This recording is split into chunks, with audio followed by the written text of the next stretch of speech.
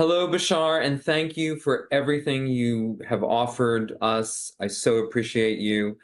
I would like some clarification on balancing points 3 and 4 of the formula. Point 3, acting on my excitement without any insistence, assumption, or expectation of what the outcome should be, and staying in a positive state of mind.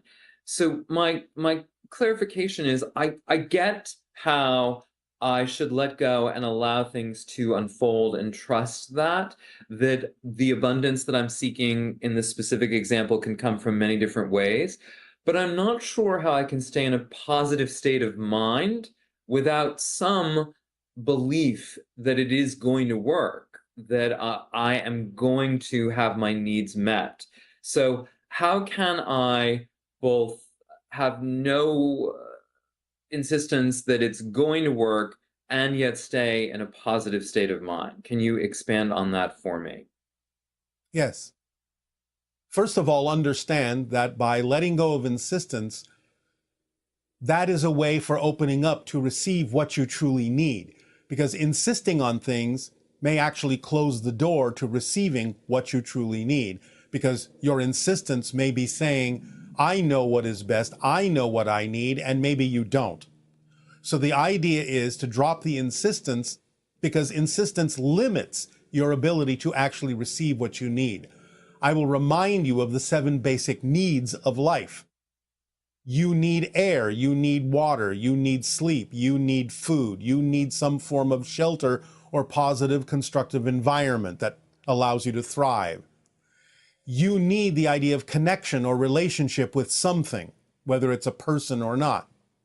And you need the idea of self-creative expression, the idea of acting on your passion.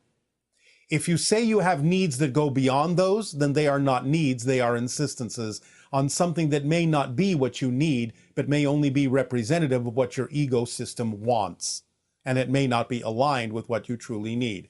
If you receive the 7 things we just outlined that are the true needs in life, your life will be fulfilled.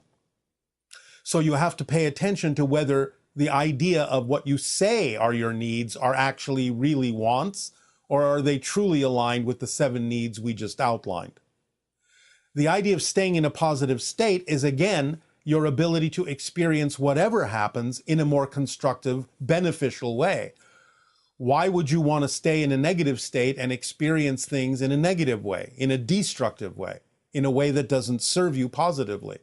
Staying in a positive state is allowing you to interpret any experience and glean from that experience and extract from that experience something that will move you forward in a positive direction, that will allow you to feel more connected, more self-empowered.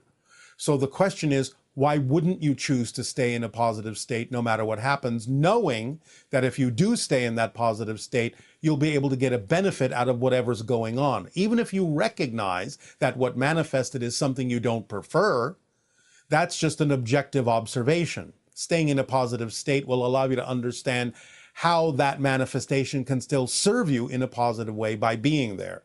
Instead of succumbing to the negative state, that will only make it impossible for you to realize how that manifestation could serve you in a positive way. So it's up to you to decide what you actually prefer to experience, and know that you're making a choice to be in a state of being that will allow you to experience them in the way that you prefer, as opposed to experiencing things in the way that you don't prefer.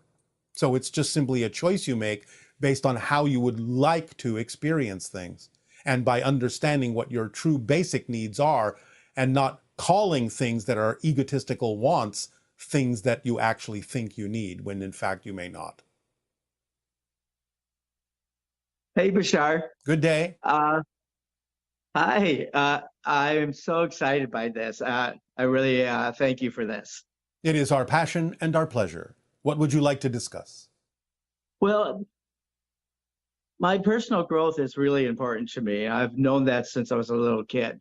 And it led me to you and excuse me, I'm senior moment.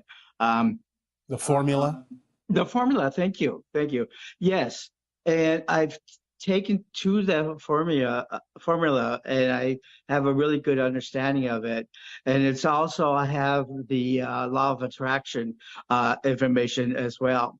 Yes, well, the law of attraction, in a sense, is built into the formula as well. Because again, what you put out is what you get back. Yes, I have discovered that. My life has taken a terrific change. I'm basically happy all the time thanks All to right. this. Yes. Um, We are basically happy all the time as well. I like to hear that. Yes. Um, I guess my question I have, is there anything there that I may not be aware of that maybe I don't know. I don't actually know, but I'm just If you wondering if say I'm. that you are happy all the time, why would you assume that there is something else you need to know? And why wouldn't you understand the formula enough to know that if there is something there, the reflective mirror component of it will bring it to your attention in the appropriate time? I actually agree with you on that. I guess sometimes I get so excited that I forget where my passion takes me. But I do follow my passion. Like you, I'm an artist, so I do know what it's like to allow my creativity and my imagination All sometimes right. get the better of me. But yes, All right. Well, as long as you always course correct, as long as you're always aware to check yourself, you'll be fine. thank you, thank you. Uh, The only other question I have at this time, it just dawned on me that like the work you're doing to with First Contact, I was really happy to hear what the announcement you made about the next coming year. My question is like, what do we on this planet at this time, what do we offer in this exchange? Many different things, many different perspectives, ways of experiencing life, ways of expressing your creativity that are different from ours. It enhances and builds and adds to our understanding of all the different ways that all that is has of expressing itself. Plus, again, the idea is that in the suggestions that we will deliver in the upcoming transmissions, we will see how you use your creativity to perform these acts for all those who are willing to follow these suggestions, take the actions, and increase their vibrational frequency to be that more aligned with the interstellar alliance. You will come at it from a unique point of view. I like that. Uh, I listen to a lot of information for, like near-death experiences. I like to give an understanding of what's waiting for us on the other side when we go back to where we came from. Yes, but remember that you are already there. Yes, I am quite aware of that. All right. I'm working on my relationship with my inner being and source, building on that relationship. But I do understand that I come from the perspective of an illusion and Yes. going back to something real. Uh, and I actually do enjoy that fact. I'm looking Yes. forward to that. Yes, it doesn't diminish the effect of the illusion because the illusion has its purpose, allowing you experiences that cannot be had purely in spirit, and thus it expands you and allows you to grow. So just by understanding it as an illusion does not in any way, shape, or form discount the experience as important. I, I've discovered how important our experience here is to where source is. Uh, Yes, yes. Um, I also came to the conclusion that we are basically energy that yes. has consciousness. Well, yes, consciousness is energy. Energy is consciousness. Right. Existence is conscious. Well, I got to say, Bashar, I really do appreciate this. I don't actually have any other questions, but I'm grateful to having this time with you.